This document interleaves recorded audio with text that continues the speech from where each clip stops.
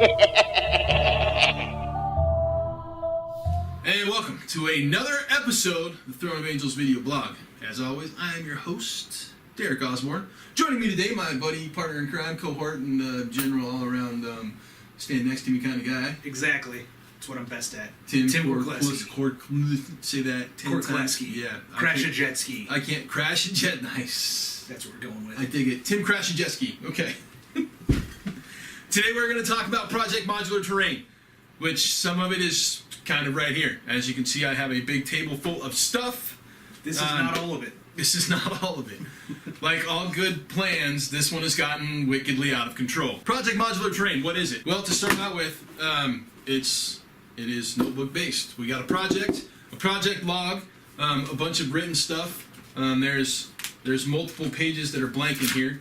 Some drawings, right? There's scale drawings and some fancy stuff. Basically, this book is where Project Modular Terrain got to start. What it is effectively, it's basically a table that Tim and I are going to build that you guys should be able to reproduce with 2x2 terrain tiles made out of foam and modular terrain elements that go on top of them. Some of the things that we actually sat down and talked about, which is page 1 of our notebook, like all good plans, they start with, like all good projects, they start with a plan. Ours started in the notebook. We gave a number of considerations to this project. First one being games played. Now, the games that Tim and I play, Dark Age, of course, right? Wrath of Kings, which, obviously is on the cusp of being released, but it is still a game that we play. Soon. Yes, soon. We also play Dust, yep. We're Dust Warfare kind of guys, which is now kind of Dust Battlefield or Tactics Battlefield. We don't do the tactics side of things. We also play some Anima Tactics, maybe some Eldorado. possibly some Mercs. Been talking about it. Yeah, we've been talking about Mercs. We've also looked at kind of going large scale back to Warhammer Fantasy. Some of you guys know that I have a Warhammer Fantasy project that I'm doing. Haven't shown it obviously here or there, but I do have that project in the works. And then potentially Warhammer 30,000. 40K, huge fan of the fluff, don't care much for the game. 30K might be something I'd be willing to look at, Tim. Yeah, it's more the art side of it for me. Yeah. Going back to, well, for me, Dark Angels being Dark Angels. Dark Angels being Dark Angels. Yeah, that's without fair. having to hide it. So back when they were proud to be Dark Angels. Other than possibly returning to maybe War Machine and Hordes, those are the games typically that we play, right? With obviously Dark Age, Wrath of Kings, and Dust kind of being at the top of the systems that we put on the table the most. Tim, is there anything that I'm forgetting in there? No, I think that covers it. Really, what the project is supposed to do is allow you to build anywhere between a 4x4 board to a 6x4 board relatively easily. Right, and that's the overall plan, right? So like I said, 2x2 squares. 4x6 ideally is basically what we're going to throw together. Some of the other considerations that I got to go back a page and get to the considerations page. Some of the other considerations, like I said, games played. The final board size, modular tile size, the final board size for us is 4x6. We can use a 4x4. However, we're going to build enough to make it a 4x8 if we truly wanted to. But there's a hitch on the 4x8, which we'll get to here in a second. Modular tile size, 1x1 or 2x2 is what we threw around. We decided on 2x2, believing that was the smarter way to go, right? A lot less that you have to worry about things falling apart on the table. Exactly. We've got kind of an ingenious little setup that our friend Austin over at Rush for Hire is going to help us put together. In regards to that modular tile set, we'll get into that in a later episode in details on how that came together. Pre-made or custom-built components. Well, as you can see, I have a lot of pre-made here and here. And custom built here and here, and there's some pre-made and custom built stuff there. This obviously will be custom built, but it is pre-made technically. I've got a bunch of stuff over here on the floor as well, there's and lots. even some stuff over here on the floor on that side as well. We'll get into sponsors and who's throwing what at us in a couple of minutes. Are we going to put this on a table, or do we actually need to build a table with it?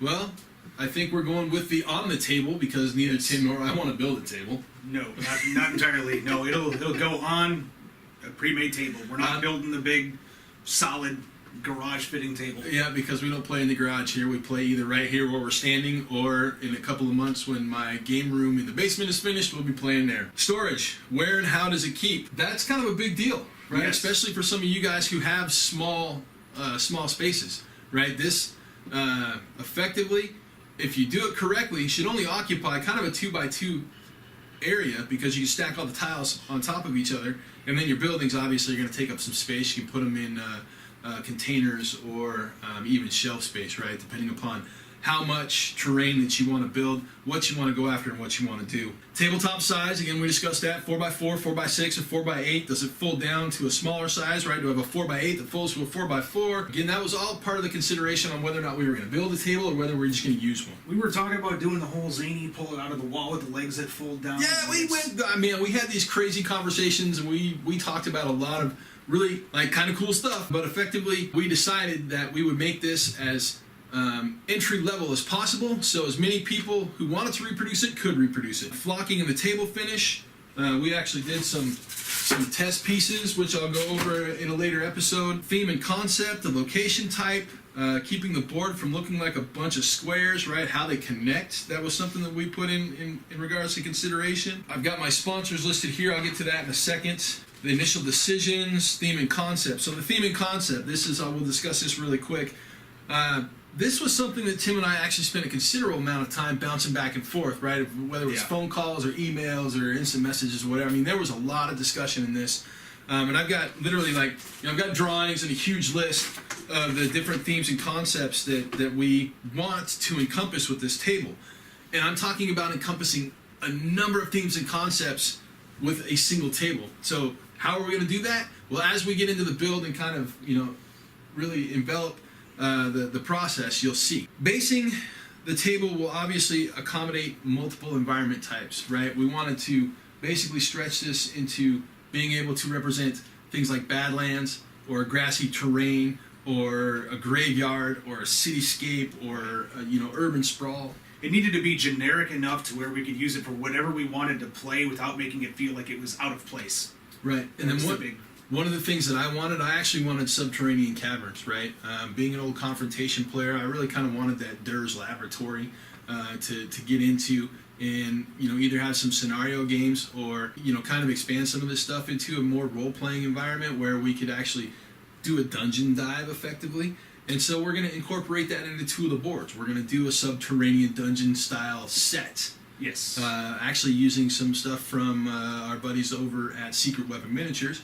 Mr. Justin's going to provide a lot of the material for that for us. Some of the environment types that we came up with. We did the city of the town, the urban square. We got ruins. We got a graveyard, a castle. I showed you guys a castle that we actually have that was provided by the Miniature Building Authority for this project specifically. They also provided this stuff here too as well. So Kirk and crew over there have kicked in quite a bit for this project.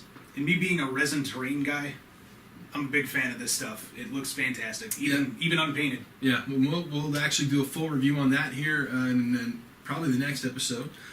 We looked at a military-style compound, whether it was recently abandoned, long forgotten, or even ruined. We had a company step up with a bunch of stuff here for that. That's Warsenal. We'll get into some of that stuff here in a minute. Forest or jungle.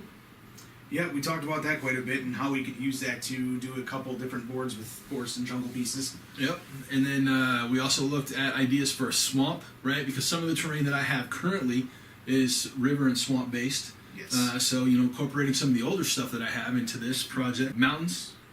Yes, lots of mountain stuff. Actually, we were talking about with the subterranean board actually having one of the pieces that can sit right on top of it. Yeah, so as we get into the overall design in the next episode of this project, you'll see how we incorporate mountains into this, right? So we talked about, different types of mountains, whether or not there be a ravine, whether they be snow-capped or barren, whether they be wasteland-style mountains or even an overall wasteland-style board, which is kind of what we're going with in regards to the basic overall feel, right? Yeah. The overall feel is kind of going to be this wasteland-style feel, and the color palette that we've picked is really off what you guys would consider a normal color palette. Badlands we're incorporating, right? Yes. So it's definitely something that we feel fits the theme for all of the games that we play. Grassy fields, right? I was the second gunman on the grassy knoll.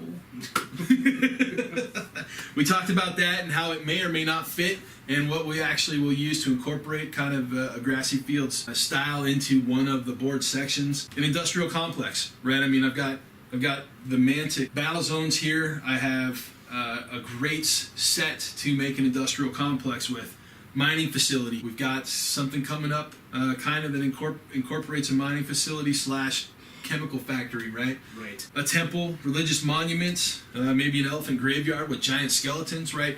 This is all type of stuff that we can build on top of the overall arcing feel of the boards, with not only the color palette but how it goes about being presented as an overall feel, and then putting things on top of it. I won't get into the details of the board tiles and some of the other stuff that we talked about, but let's talk about the sponsors for this project really quick, right? First and Quite a bit, foremost, actually. yeah, we've got a large number of sponsors. Obviously, Tim and I both work for CMON.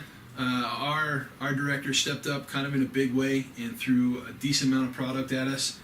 He had this graveyard set in the back that he had picked up a few years ago, and he said, hey, take this, go make a graveyard table. I've got stuff on the floor. I've got like these awesome yellow crystals that we'll use as scatter terrain. He's basically provided a bunch of materials for us to really kind of go hog wild with the basic setup and some of the rough scatter terrain for this project, as well as basically being a co-sponsor with the graveyard here from Old Glory as a centerpiece for our graveyard board. Miniature Building Authority, Kirk Stevens and the guys over there at the NBA, they have stepped up kind of in a big way. I already showed you guys the castle. We've got a shanty town right here, which is basically a fantastic little resin setup that we will be adding other scatter pieces to. Stuff from secret weapon miniatures. Like I said, Mr. J has stepped up not only to sponsor the subterranean stuff, but stuff that he's given the TOA blog in the past we're going to be using as part of that table as well. Also, some of the ruins that I have from Cyborg Monstrous Miniatures will go on there as well. So we'll see a really kind of a beat up system here, which is kind of cool. Bo over at the Army Painter is going to be providing paints and some terrain stuff, for lack of a better term. Flocking, basing. Flocking, basing. Your grass tufts and that type of stuff. So the Army Painter has stepped up and thrown out. Austin over at Brush for Hire is actually doing a custom board. We'll go over the 6 boards that we have planned. There's potentially a 7th and possibly an 8th that we'll be doing as well. This project is going to go over the course of the entire 2015 year, so we will revisit this multiple times. Again, Mr. J over at Secret Weapon Miniatures, he stepped up kind of in a big way, said, hey, whatever you guys need for your subterranean, I'll go ahead and take care of it. As always, we love the guys over there. Warsenal, James over at Warsenal sent over a huge box to sponsor table number 1, and I'll get into details of that here in just a second. Chris over at Power Play Gaming says that he's going to throw some lights at us. I still have to coordinate with that, but basically we're going to put some lights in a number of the buildings. We're going to put some lights in the crystals. We're going to put some lights in the table itself. So we're going to add kind of a second level to this entire project.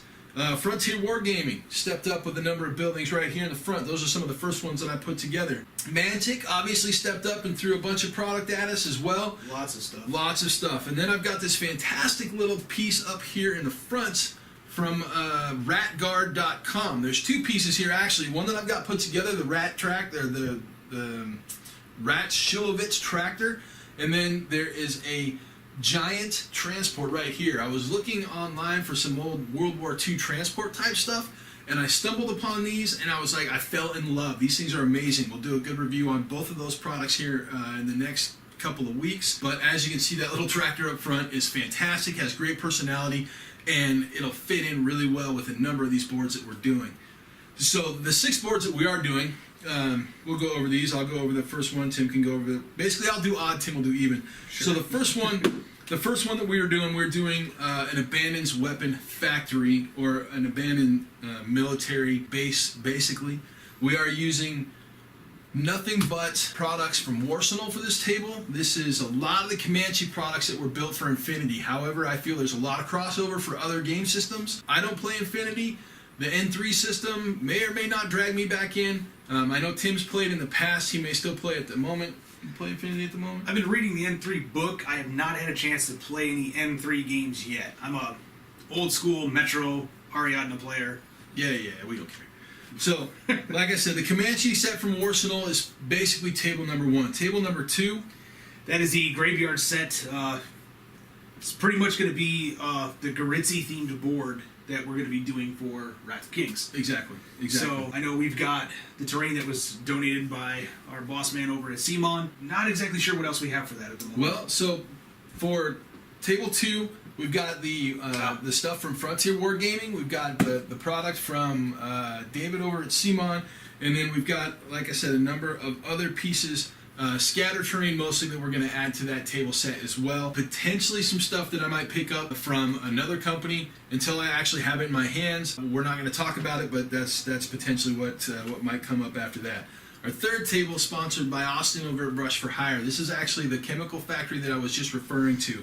This is a custom-made piece that will be available later for retail sale, but we're going to unveil it here first. So it'll be something that you guys see here and only here, probably for a couple of weeks, maybe a month or so. Table number 4 is the dust table, which is sitting over here on the floor. Yes, it's all down there.